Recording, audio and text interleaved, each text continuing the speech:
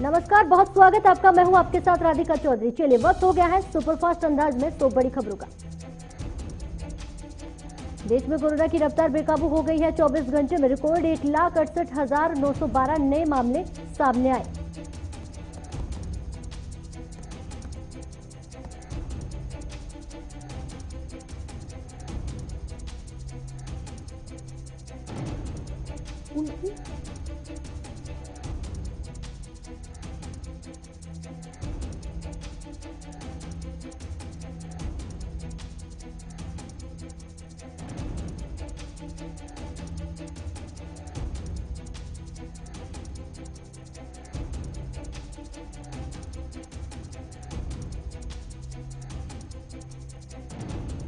Case की संख्या 12,01,000 जबकि अब तक 1,70,179 लोगों की मौत हो चुकी है। अकेले महाराष्ट्र में पिछले 24 घंटों में कोरोना के 63,294 नए मामले सामने आए तो वहीं 349 लोगों की जान चली गई। महाराष्ट्र में लगातार बढ़ते कोरोना को लेकर मुख्यमंत्री उद्धव ठाकरे आज डिप्टी सीएम अजित ठाकरे के साथ बैठक कर लॉकडाउन को लेकर बड़ा फैसला ले सकते हैं। तो वहीं बीते दिन मुख्यमंत्री उद्धव ठाकरे ने प्रदेश कोविड-19 को लेकर टास्क फोर्स के साथ मीटिंग की। टास्क फोर्स ने राज्य में 14 दिन तक संपूर्ण लॉकडाउन लगाने की मांग की। इस बीच शिवसेना राज्य में लॉकडाउन लगाने की पैरवी की है। का सामना लिखा है कि कोरोना संक्रमण की श्रृंखला को तोड़ना है तो लॉकडाउन के अलावा कोई और विकल्प नहीं। बीजेपी पर निशाना साधते हुए शिवसेना ने कहा कि व्यापारियों की पार्टी सिर्फ व्यापारियों के बारे में सोचती होगी तो कोरोना संकट प्रतिदिन बढ़ते हुए सामने आएंगे। वहीं दिल्ली में कोरोना के बढ़ते मामलों के बीच मुख्यमंत्री अरविंद केजरीवाल बैठक कर रहे हैं और स्वास्थ्य मंत्री, मुख्य सचिव और स्वास्थ्य सचिव मौजूद हैं। बता दें कि राजधानी दिल्ली में बीते दिन कोरोना के रिकॉर्ड 10,774 नए मामले सामने आए जबकि 48 लोगों की जान चली गई। उत्तर प्रदेश में भी कोरोना जमकर कहर बरपा रहा है। कोरोना संक्रमण के रिकॉर्ड 15,353 नए मामले सामने आए और 67 लोगों की मौत हो गई।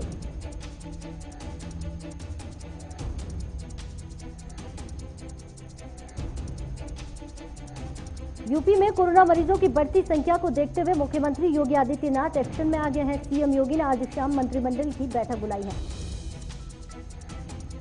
बैठक में कोरोना से निपटने के लिए कई बड़े फैसले लिए जा सकते हैं। मंत्रिमंडल की बैठक के अलावा मुख्यमंत्री अधिकारियों के साथ भी बैठक करेंगे।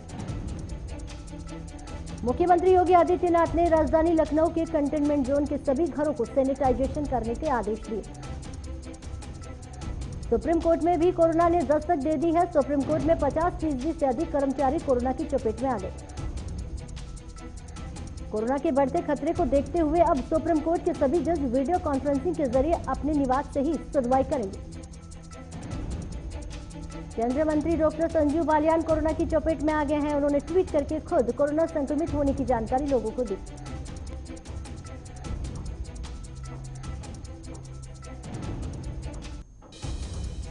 मुंबई के 62 निजी अस्पताल में एक बार फिर टीकाकरण अभियान शुरू हो गया है। बता दें कि वैक्सीन की कमी की वजह से टीकाकरण अभियान पर रोक लगा दी गई थी। टीका उत्सव के बीच उड़ीसा में कोरोना वैक्सीन की कमी के चलते करीब 900 वैक्सीनेशन सेंटरों को बंद कर दिया गया। देश भर में अब तक 10,15,95,147 लोग कोरोना की वैक्सीन लगाई जा चुकी है। कोरोना के बढ़ते मामलों के बीच देश में जल्द ही 5 और नई वैक्सीन मिल सकती है। एक वैक्सीन को तो अगले 10 दिन में मंजूरी मिल सकती है, ऐसी संभावना जताई जा रही है।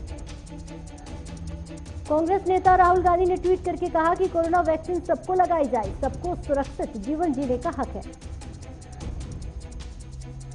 लॉकडाउन पर एआईएमआईएम के अध्यक्ष असदुद्दीन ओवैसी ने कहा कि उम्मीद है कि पीएम मोदी मार्च 2020 में जो गलती की थी वो इस साल दोबारा नहीं दोहराएंगे। ओवैसी ने दावा किया है कि पिछले साल मार्च में देशव्यापी लॉकडाउन की घोषणा के चलते 10 करोड़ गरीब अपनी नौकरी गंवा चुके हैं।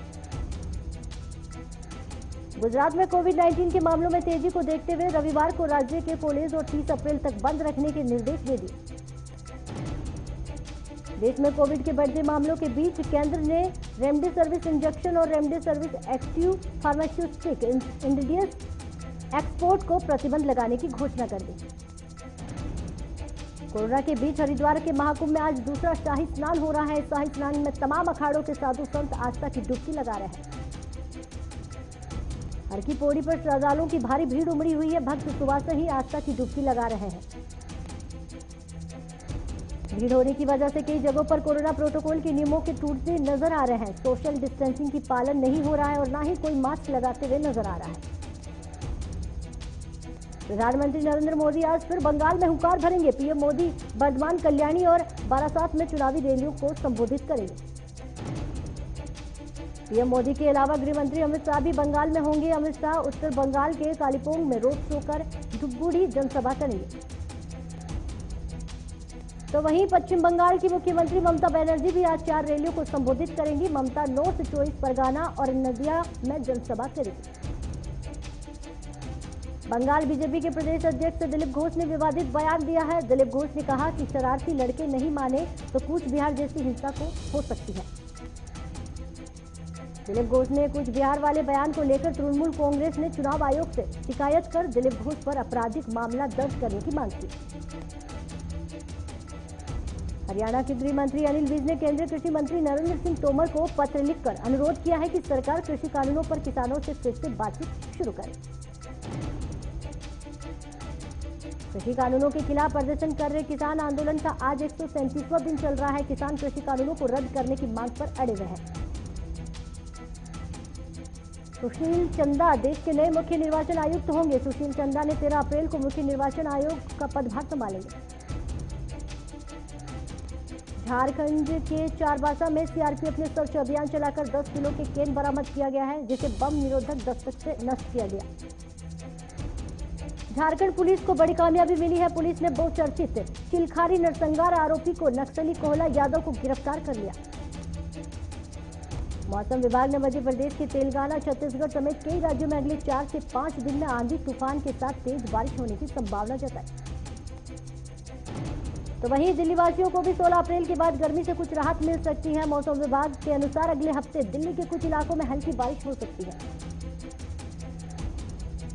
राजस्थान के बारा में मामूली कहा-सुनी को लेकर 2 सामुदायिक आपस में भिड़ गए। दोनों की तरफ से जमकर पत्थरबाजी हुई। मौके पर पुलिस पहुंची। पंजाब के संगरूर में एक महिला के पुरुष की डेड बॉडी बरामद हुई है। परिवार के सदस्यों ने डेड बॉडी की पहचान करवाकर पुलिस ने कार्रवाई शुरू कर दी। राजस्थान के ओसिया में पर्यटक फिर से डेजर्ट सफारी का लुत्फ उठाने लगेंगे। एक बार फिर सैलानियों की रौनक देखने को मिल रही है। कर्नाटका के तुमकुरू में नाइट कर्फ्यू के बावजूद सड़कों पर लोगों की हलचल देखते मिल रही थी। पुलिस प्रशासन की हरकत में आने के बाद लोगों ने घूमना बंद किया।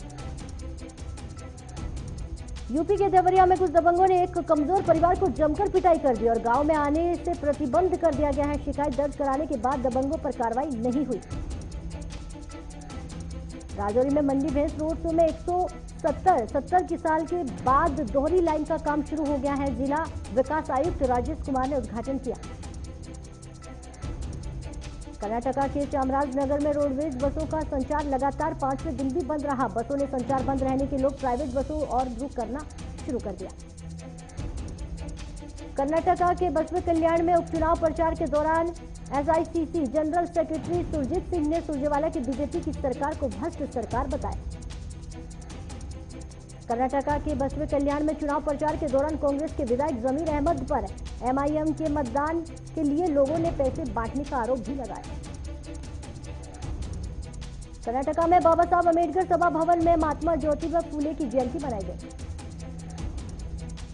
कर्नाटका के बेलगामा उपचुनाव प्रचार के दौरान बीजेपी के अरुण सिंह ने सतीश जारकीहोली को इतिहास का ज्ञान नहीं होने की बात कही।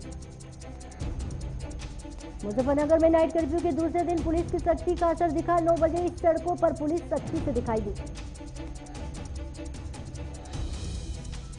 यूपी के अमेठी में ड्यूटी के दौरान एक जवान की गोली लगने से मौत हो गई है। सेना अधिकारियों के मुताबिक जवान ने गोली मारकर आत्महत्या की है। यूपी के बलरामपुर में एक महिला के साथ हुई सामूहिक दुष्कर्म के मामले में महिला ने शिकायत पर एसपी हेमंत कुटियाल ने कहा कि जो दोषी पाए जाएंगे उनके खिलाफ सख्त से सख्त कार्रवाई की जाएगी। यूपी के उन्नाव में संदिग्ध परिस्थिति में एक घर में भीषण आग लग गई है। आग में 6 जलकर लोग राख हो गए। अयोध्या में कोरोना संक्रमण के टेस्ट में मोबाइल टीम बिना फेस शील्ड और उनका इलाज कर रही थी। साथ ही जांच में यूज किट को सार्वजनिक रूप से सड़क पर रख रही थी। पंजाब में कोरोना के बढ़ते मामलों को देखते हुए पंजाब सरकार ने रात का कर्फ्यू लगा दिया गया है, लेकिन इसके बावजूद अक्सर लोग नाइट कर्फ्यू का उल्लंघन करते हुए देखे गए। यूपी के उन्नाव में लेदर फैक्ट्री में भीषण आग लग गई है। बता दें कि हादसे में लाखों का सामान जलकर खाक हो गया है। मौके पर पहुंची फायर ब्रिगेड ने आग बुझाने में जुटी है। यूपी के मुजफ्फरनगर में जिला अधिकारी सेल्वा कुमारी ने रिक्शा चालकों को मास्क बांटे और साथ ही अपील की है कि सैनिटाइजर करते रहें। यूपी के सिद्धार्थनगर जिले में तीसरे चरण के पंचायत चुनाव होना है। पंचायत चुनाव में इस बार पुलिस को नई जिम्मेदारियां दी गई। झारखंड के साहिबगंज में डीसी रामनुआ यादव वीर सपूत्र सिद्धो कानू जयंती के उपलक्ष्य में बरहेट पहुंचकर उनकी प्रतिमा का माल्यार्पण करके उनकी शहादत को नमन किया। झारखंड के दुमका में कोरोना पॉजिटिव के 90 केस सामने आए, जिसके बाद शासन प्रशासन में खलबली मच गई है, तो वहीं मरने वालों की संख्या 21 तक पहुंच गई। राजस्थान के बूंदी में गुप्त सूचना के आधार पर पुलिस ने छापेमारी कर अवैध और देशी शराब साथ ही बियर की बोतलें बरामद करके आरोपी को गिरफ्तार कर लिया। हरियाणा के भिवानी में रहने वाले उमेद सिंह के घर में कूड़े को डिकम्पोज करके घर घर सीजन की सब्जियां उगाकर आत्मनिर्भर बनने की प्रेरणा दी। हरियाणा के जर्जर में पुलिस लाइन में वैक्सीनेशन अभियान का शुभारंभ किया गया है। इस अभियान का शुभारंभ जिला पुलिस कप्तान राजेश दुग्गल ने किया। हरियाणा के कोसली में राष्ट्रीय राजमार्ग संख्या 71 पर कार सवार 4 बदमाशों ने पेट्रोल पंप पर कर्मी से 29,400 रुपए लूट लिए हैं। पुलिस मामले की जांच शुरू कर दी। यूपी के बागपत में पुलिस और शराब के तस्करों के बीच मुठभेड़ हो गई है। मुठभेड़ में पुलिस ने एक शराब तस्कर को गोली मारकर गिरफ्तार किया। यूपी के बलरामपुर में महिला ने ग्राम पंचायत के सामूहिक दुष्कर्म का आरोप लगाया है। एसपी हेमंत कुटियाल ने मुकदमा दर्ज करके कार्रवाई शुरू की। यूपी के लखनऊ में कोरोना गाइडलाइन की धज्जियां उड़ाई जा रही हैं। पुलिस की लापरवाही के चलते लखनऊ में कोरोना का संक्रमण बढ़ सकता है। यूपी के ग्रेटर नोएडा में एक बड़ा कबाड़ गोदाम में भीषण आग लग गई थी। बता दें कि हादसे में लाखों का कबाड़ जलकर खाक हो गया। सेंसेक्स 836 अंकों की गिरावट के साथ 48,755 पर कारोबार कर रहा है, तो वहीं निफ्टी 269 अंक टूटने के बाद 14,565 पर कारोबार कर रहा है। पेट्रोल डीजल के दाम में कोई बदलाव नहीं हुआ। पेट्रोल 90.56 रुपए और डीजल 80.87 रुपए प्रति लीटर बिक रहा है। एक रिपोर्ट के मुताबिक स्टेट बैंक ऑफ इंडिया समेत कई बैंकों को जीरो बैलेंस वाले यानी कि बेसिक सेविंग डिपॉजिट अकाउंट्स में अपनी जेब भरने में लगे हैं। खाता धारकों को अलग अलग शुल्क के नाम पर बड़ी वसूली की जा रही है। आईआरसी के बॉम्बे के एक अध्ययन में इस संबंध को चौंकाने वाला तथ्य सामने आया। सूत्रों का कहना है कि सरकार पेंशन क्षेत्र में प्रत्यक्ष विदेशी निवेश एफडीआई की सीमा बढ़ाकर 74% कर सकती है। बीमा क्षेत्र में एफडीआई की सीमा को 49 बढ़ाकर 74% करने का संशोधन सदन ने पिछले महीने मंजूरी दी थी। दूरसंचार विभाग में क्षेत्र में विनिर्माताओं के लिए करीब एक हफ्ते के भीतर उत्पादन आधारित प्रोत्साहन पीएलआई योजना के क्रियान्वयन पर दिशा निर्देश जारी कर सकता है। उतार चढ़ाव के बीच निवेशकों को मिल सकता है 18% से ज्यादा का return. Reliance bank of Baroda सहित फार्म शेयर में निवेश की सलाह दी।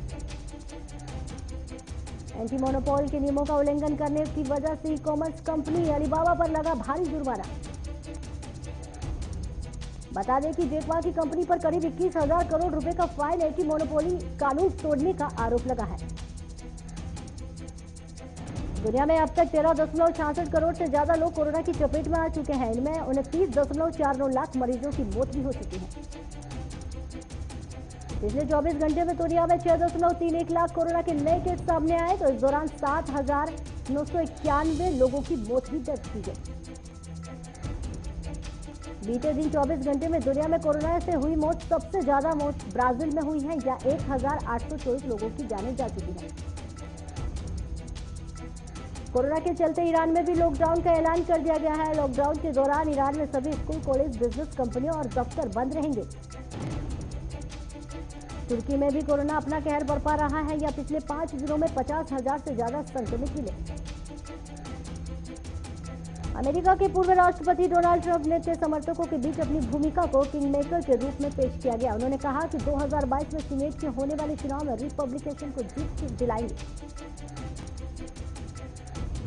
इंग्लैंड में इटालियन मूल का एक व्यक्ति भारत भवन मंदिर को बचाने की जंग लड़ रहा है। मंदिर कैम्ब्रिज में रहने वाले 5000 हिंदुओं के लिए एकमात्र पूजा स्थल है। ब्राजील दुनिया का पहला देश है जो 7 अजूबों में शामिल किसी भी प्रतिमा में ऊंची प्रतिमा बना रहा है। ब्राजील के एनकाडाडो के जिले में जीसस क्राइस्ट की 43 मीटर ऊंची प्रतिमा बनाई गई। ईरान के नताज स्थित अंडरग्राउंड में न्यूक्लियर फैसिलिटी साइज में हुए ब्लैकआउट की समस्या आने को nuclear program chief Ali Akbar Salehi ने आतंकी घटना को करार दिया। अमेरिका की स्थिति आपको बता दें कि मिनेसोटा एक शख्स ने पुलिस के द्वारा गोली मारने की खबर सामने आई है। पीड़ित परिवार का कहना है कि उनने 20 वर्षीय बेटे को मिनेसोटा पुलिस ने गोली मारी है। इरफान खान और ऋषि कपूर दोनों अभिनेता बॉलीवुड के शानदार कलाकारों में से एक थे, लेकिन बीते साल इन दोनों का निधन हो गया था। ऐसे में बादशाह इरफान खान और ऋषि कपूर को श्रद्धांजलि दी। बाफ्टा अवार्ड के लिए एंथनी और द फादर के लिए सर्वश्रेष्ठ अभिनेता अवार्ड मिला है, तो वहीं बेस्ट फिल्म का अवार्ड नॉमिनेट अपने नाम कर चुके हैं। करिश्मा कपूर की हमशक्ल हिना एक बार फिर चर्चा में आ गई है। हिना टिकटॉक पर काफी फेमस थी, लेकिन पिछले ही साल हमने देखा कि टिकटॉक बंद कर दिया गया था। हिना करिश्मा कपूर के गानों और डायलॉग्स पर अपनी वीडियो शेयर करती हैं और हिना की शक्ल करिश्मा कपूर से इतनी मेल खाती है कि लोग उनकी फोटोज देखकर हैरान हो जाते हैं। बॉलीवुड के दिग्गज गायक और famous music composer Bappi Lahiri corona की जंग जीतकर घर आ चुके। इस बात की जानकारी खुद बप्पी लहरी ने दी। टीम इंडिया के senior spinner Harbhajan Singh IPL 2021 में केकेआर के लिए डेब्यू किया और पहला मैच हैदराबाद के खिलाफ खेला। आईपीएल 2021 के सनराइजर्स हैदराबाद के खिलाफ 10 रन में मिली जीत कोलकाता नाइट राइडर्स के कप्तान योन मोर्गस काफी संतुष्ट दिखाई दी। 188 रन में टारगेट्स के जवाब में सनराइजर्स को अच्छी शुरुआत की थी दरअसल, लेकिन रिजवान सहाने डेविड वार्नर की ओपनिंग जोड़ी फेल हो गई। आईपीएल 2021 सीजन का चौथा मैच पंजाब किंग्स और राजस्थान रॉयल्स के बीच मुंबई के वानखेड़ा स्टेडियम में खेला जाएगा। ये मैच आज शाम 7:30 बजे शुरू होगा। बता दें कि राजस्थान ने पिछले सीजन में दोनों मैचों में पंजाब को हराया था। पंजाब की टीम इसी हार का बदला लेने के लिए मैदान में उतरेगी। दोनों के बीच अब तक कुल 21 मैच हो चुके हैं। सुपरफास्ट खबरों में फिलहाल इतना ही। देश और दुनिया की तमाम खबरों के लिए आप बने रहे हमारे साथ। खबरों से अपडेट रहने के लिए JQ24/7 न्यूज के YouTube चैनल को आज ही सब्सक्राइब करें और हमारे Facebook पेज को भी अभी फॉलो करें।